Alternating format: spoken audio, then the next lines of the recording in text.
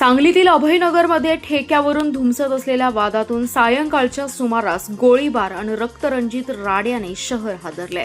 हमाल पंचायतीचे नेते बाळासाहेब बंडगर यांना मारण्यासाठी आलेल्या संशयिताने त्यांचा नातू वेदांत मारुती बंडगर यांच्या डोळ्यात गोळी झाडून निर्घृण खून केल्याची धक्कादायक घटना घडली आहे। एका निष्पाप मुलाचा संशयितांनी गोळी झाडून खून केल्याच्या घटनेने संपूर्ण जिल्ह्यात खळबळ उडाली आहे। दरम्यान कुपवाडमधील दत्ता पाटोळे यांच्या खुनातील संशयित निलेश गडदे याने वेदांतवर गोळीबार करून खून केल्याचं प्राथमिक तपासात स्पष्ट झाले। त्याच्यासह साथीदारांचा शोध घेण्यासाठी स्थानिक गुन्हे अन्वेषण तातडीने 4 पथके रवाना झाली आहेत। रेल्वेच्या माल धक्क्याच्या कामावरून 2 गटात काही दिवसांपासून वाद सुरू आहे। या कामाचा ठेका सध्या लक्ष्मण पांडुरंग खरात यांच्याकडे आहे। खरात यांनी हे काम सोडावं म्हणून संशयित निलेश विठोबा गडदे यांनी दबाव आणला होता। बुधवारी सायंकाळी गडदे हा 2 साथीदारांसह खरात यांच्या घरात गेला।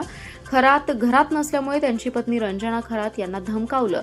पतीला रेल्वे स्टेशनवरील माल धक्क्याचे काम सोडण्यास सांग, अन्यथा 10 लाख रुपये द्याय, नाहीतर खरात यांना ठार मारू अशी धमकी दिली। खरात यांच्या घुसून धमकावल्याची माहिती मिळताच हमाल पंचायतीचे नेते बाळासाहेब बंडगर हे जत येथे गेले। गडदे याच्या विरुद्ध गुन्हा दाखल करण्यासाठी हमाल मोठ्या संख्येने गोळा झाले होते। दुपारी 12:30च्या सुमारास पोलीस ठाणे परिसरात 2 गट समोरासमोर आल्यानंतर तणाव निर्माण झाला होता। तेव्हा संतप्त हमालांनी गडदे समर्थकांच्या मोटारीवर दगडफेक केली, त्यामुळे गडदे चिडला। बाळासाहेब बंडगर यांच्यामुळे हा प्रकार घडल्याच्या रागातून तो सायंकाळी सांगलीत आला। 3 साथीदारांना घेऊन काळ्या रंगाच्या जीपमधून तो संजय नगर जवळील अभयनगर येथील एसटी कॉलनी परिसरात बंडगर यांचं घर शोधत आला। सायंकाळी 6:30च्या सुमारास बंडगर यांच्या बंगल्यासमोर आल्यानंतर गडदे हा जीपमधून खाली उतरला। त्याच्या हातात पिस्तूल होतं।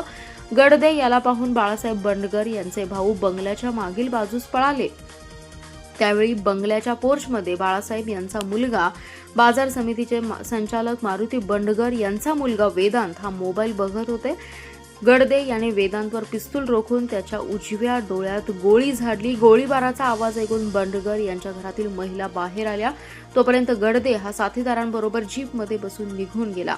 वेदांत याच्यावर गोळी झाडल्याचं लक्षात येताच तात्काळ त्याचे वडील मारुती आणि चुलते बंगल्यात आले। जखमी वेदांतला तात्काळ सिव्हिलमध्ये दाखल केलं, परंतु रक्तस्रावाने त्याचा मृत्यू झाला। घटनेची माहिती मिळताच पोलीस अधीक्षक तुषार दोशी, उपअधीक्षक कल्पना बारवकर यांच्यासह स्थानिक गुन्हे अन्वेषण, सांगली शहर, विश्रामबाग, संजयनगर पोलीस ठाण्याचे अधिकारी आणि कर्मचाऱ्यांनी धाव घेतली। संशयित हे रेकॉर्डवरील गुन्हेगार असल्याची माहिती पुढे येते। त्यांच्या शोधासाठी पोलिसांची 5 पथके रवाना करण्यात आली असल्याची माहिती पोलीस अधीक्षक तुषार दोशी यांनी दिली आहे। प्राथमिक माहितीनुसार संध्याकाळी 6:30च्या दरम्यान अभयनगर एरियामध्ये बाळासाहेब बंडगर यांचा नातू वेदांत बंडगर वय वर्ष 14 याचा फायरिंग इन्सिडेंटमध्ये खून झालेला आहे। आरोपी हे एका गाडीमध्ये आले। साधारणतः 4 आरोपी होते असं सांगण्यात येते। त्यांनी गाडीमध्ये येऊन त्यांनी पॉईंट ब्लँक फायर केलं पोर्चमध्ये, घराच्या समोरच्या पोर्चमध्ये। उजव्या डोळ्यात गोळी झाल्यामुळे त्याचा मृत्यू झालेला आहे। पुढील तपास संजयनगर पोलीस स्टेशन करत आहे। तपासात LCB आणि इतर टीम्स या काही संशयित आरोपी आणि इतर माहितीच्या आधारे शोध घेण्याकरता रवाना करण्यात आलेले आहेत। आजूबाजूचे जिल्हे यांनाही नाकाबंदीकरता सतर्क करण्यात आलेलं आहे।